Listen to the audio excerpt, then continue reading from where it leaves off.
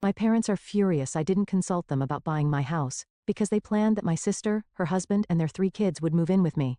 So I said no, and cut all ties with them. My name is Lucy, and I'm 30 years old. I work as an investment analyst, and I'm pretty good at what I do. Some might say I'm too careful with money, but that's just who I am. Growing up as the younger of 2 sisters taught me early on that if I wanted something, I'd have to work for it myself. My sister Sarah is 3 years older than me. She's always been the golden child in our family, the pretty one, the social butterfly, the one who could do no wrong in our parents' eyes. Don't get me wrong, I love my sister, but our parents' favoritism was pretty obvious from day one.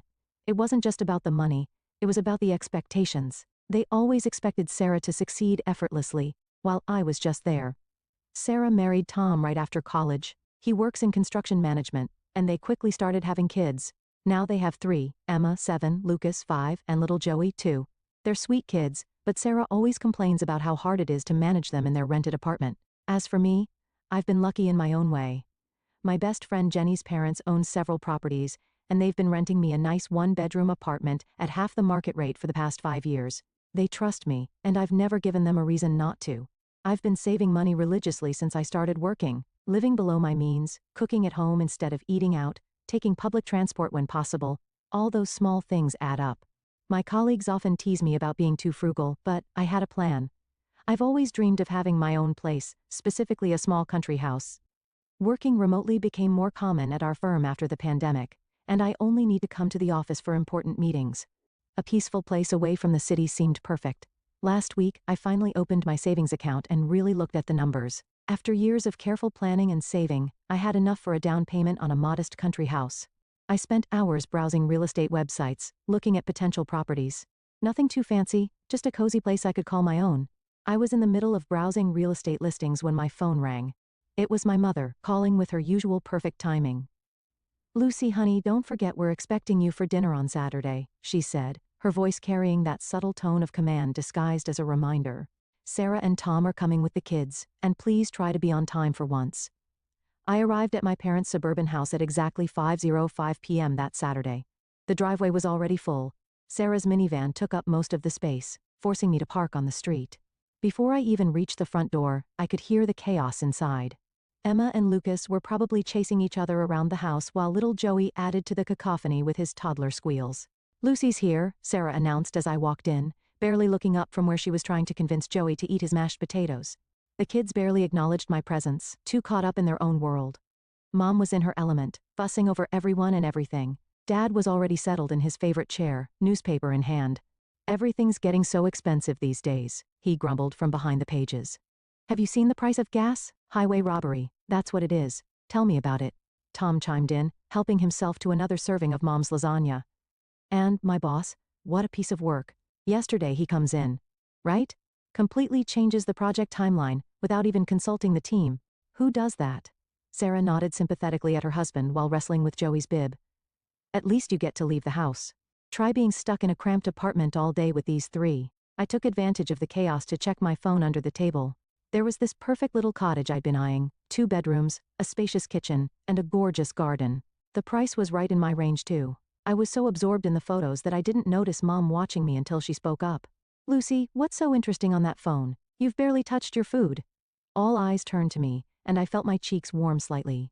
I could have made up something about work, but for some reason, I decided to be honest. "Actually," I said, "I'm looking at houses. I'm thinking about buying one soon." The silence that followed was deafening. Even the kids seemed to sense something had changed.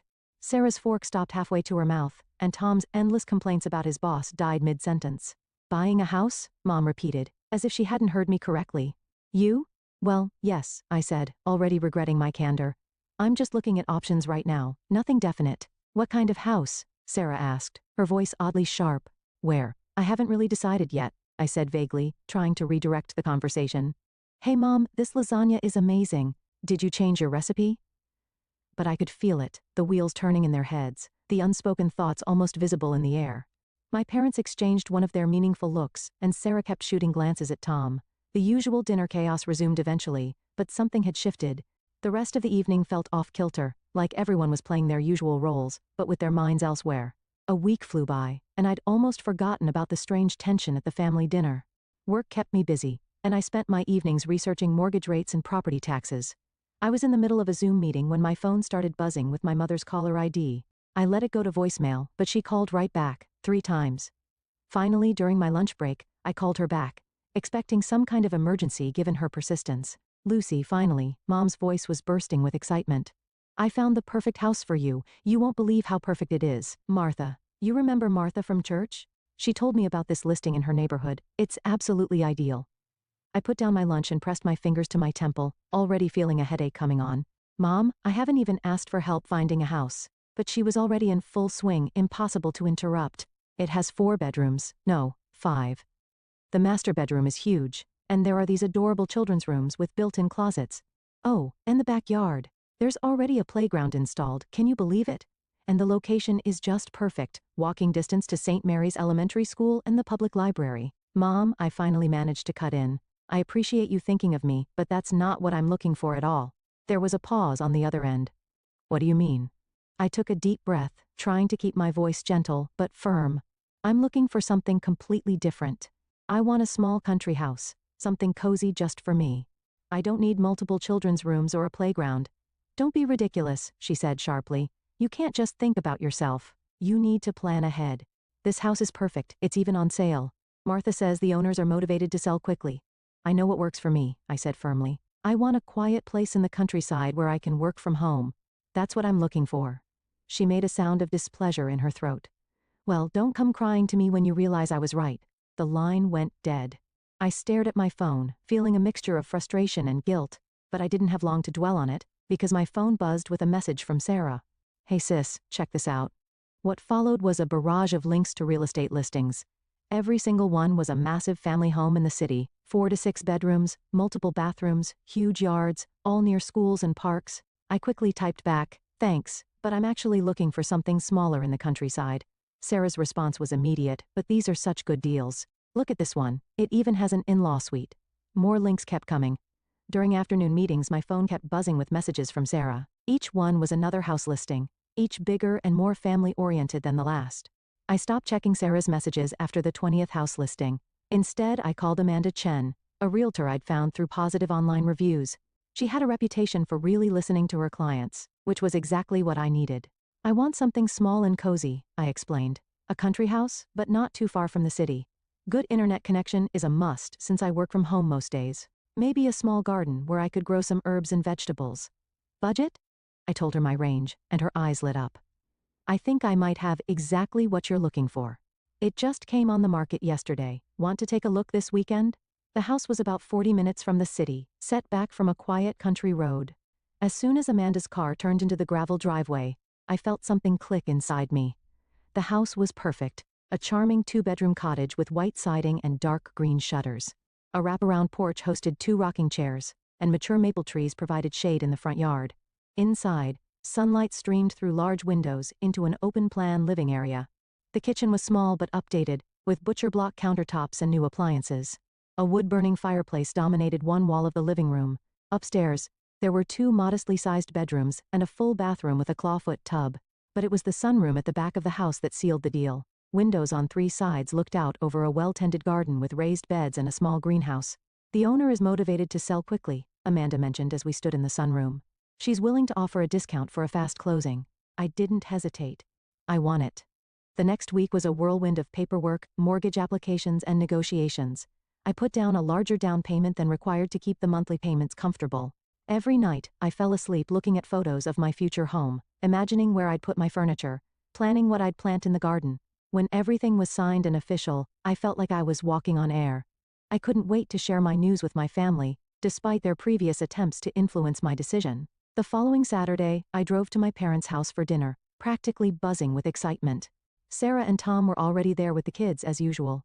We settled in for dinner, and Mom served her traditional pot roast. The usual complaints and conversations flowed around the table: Tom's latest workplace drama, Sarah's struggles with the kids' school schedules, Dad's commentary on the economy. Then Mom turned to me with a smile that made my stomach clench. "Oh, Lucy, I'm so glad you're here. I was just talking to Barbara next door. She's selling her house. You remember Barbara's house? She's willing to give us, you, a good price. You should really consider."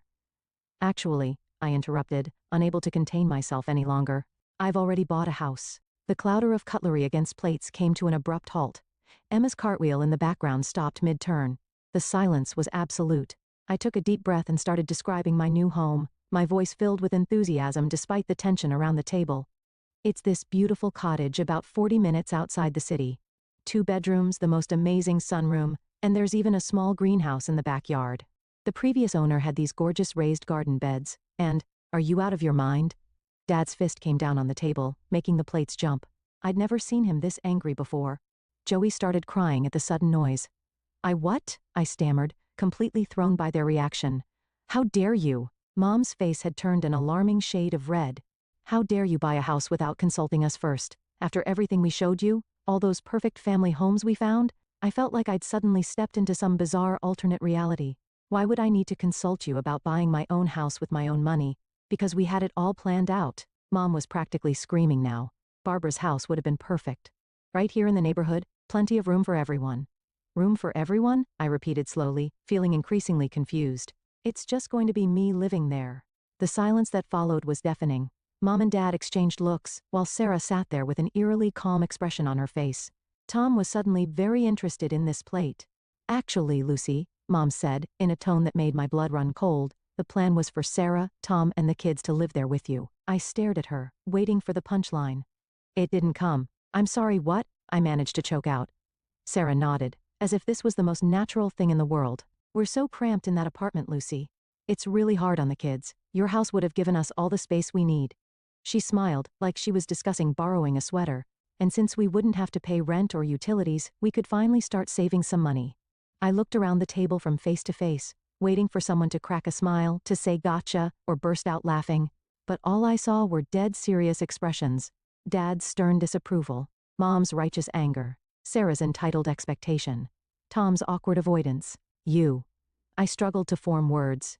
You all just assumed I would buy a house for Sarah's family to live in? Well, of course. Mom threw up her hands. That's what family does, we help each other. Help each other? I repeated incredulously. This isn't helping. This is expecting me to provide housing for 5 people without even asking me. You're being selfish, Sarah said, her calm facade cracking slightly. You know how hard it is for us in that tiny apartment. Emma and Lucas have to share a room, and Joey's crib is in our bedroom. It's not fair to the children. I felt like I was drowning in crazy. The room seemed to spin a little as the full impact of their expectations hit me.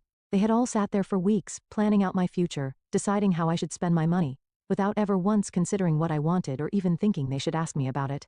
You need to cancel this ridiculous purchase immediately, Mom demanded, her voice sharp with authority. Call your realtor first thing Monday morning. Barbara's house is still available, and it's perfect, right here in the neighborhood. Close to all the good schools and kindergartens. No. I stood up from the table, my chair scraping against the floor. The word came out stronger than I expected, fueled by decades of pent-up frustration. The dining room erupted into chaos. Mom jumped up from her chair, waving her arms. Dad's voice boomed over everyone else's. The kids started crying, picking up on the tension in the room. But we'll be so cramped, Sarah wailed, as if she hadn't heard me at all. Do you know how hard it'll be to get the kids to school from all the way out there? Emma has ballet on Tuesdays, Lucas has soccer on Thursdays. I spun to face my sister, something inside me finally snapping. You're not going to be cramped anywhere because you're not living in my house. None of you are, ever. Is that clear enough for you? The room fell silent. They all stared at me like I'd grown a second head. The entitled shock on their faces was almost comical.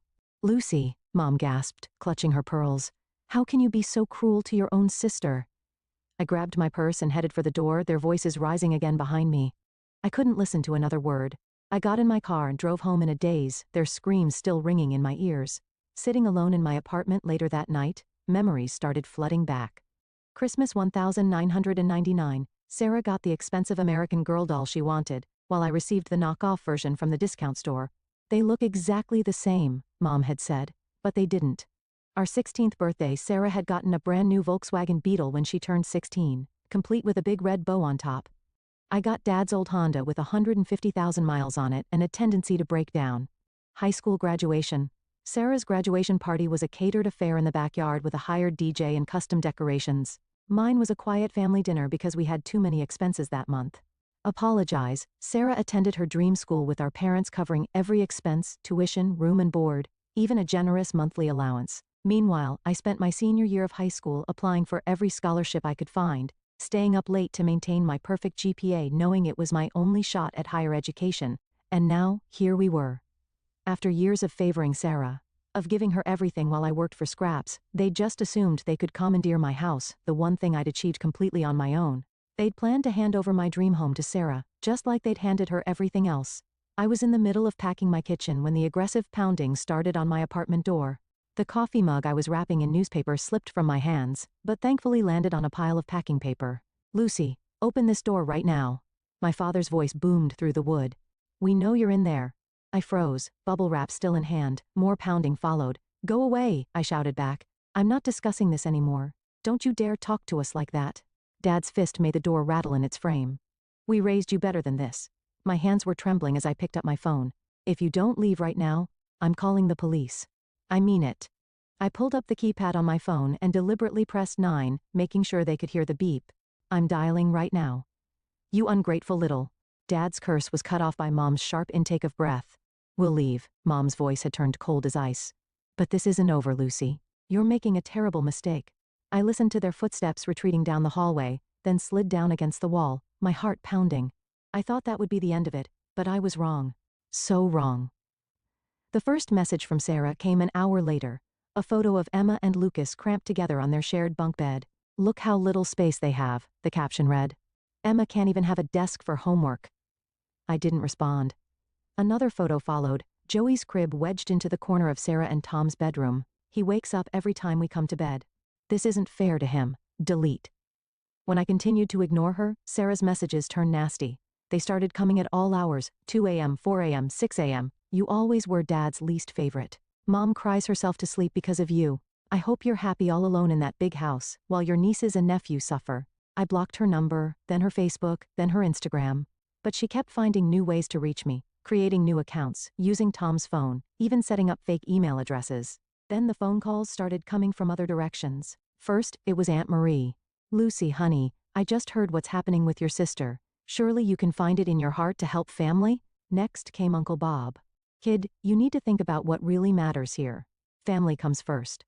My mother's best friend Susan, your mother is devastated. How could you do this to your own family? Even my old high school teacher Mrs. Peterson, whom my mother still saw at church, Lucy. I always thought you were such a kind student. I'm so disappointed to hear about this situation with your sister." They all had the same message. I was selfish, heartless, cruel.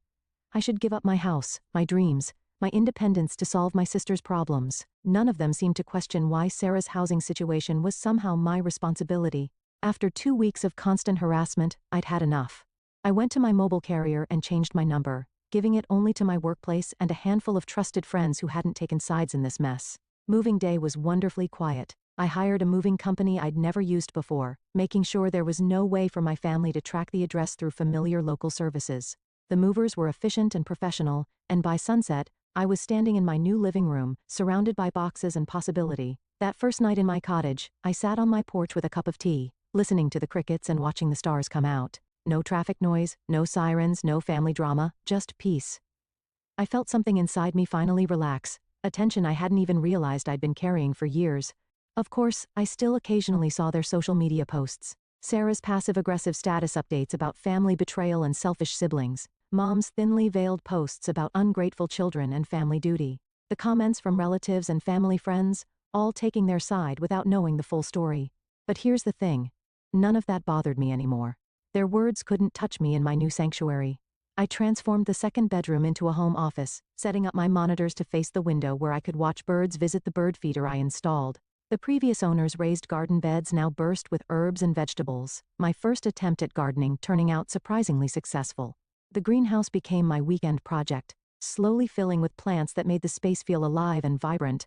My work productivity actually improved without the constant family interruptions. My boss noticed and gave me more responsibility along with a raise. I started taking online courses in investment strategy, expanding my expertise without anyone telling me I was wasting my time or should be focusing on finding a husband instead.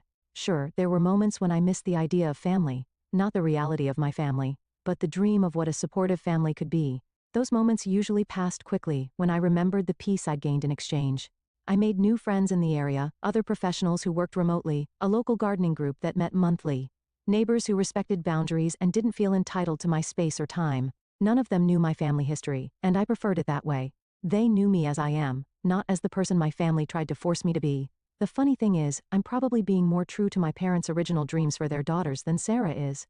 They raised us to be independent, successful women. They just never expected me to be the one who actually did it. And they certainly never expected me to be independent from them too. Sometimes the best family you can have is yourself, at least until you choose to add to it on your own terms, in your own time, in your own way. And that's more than enough for me.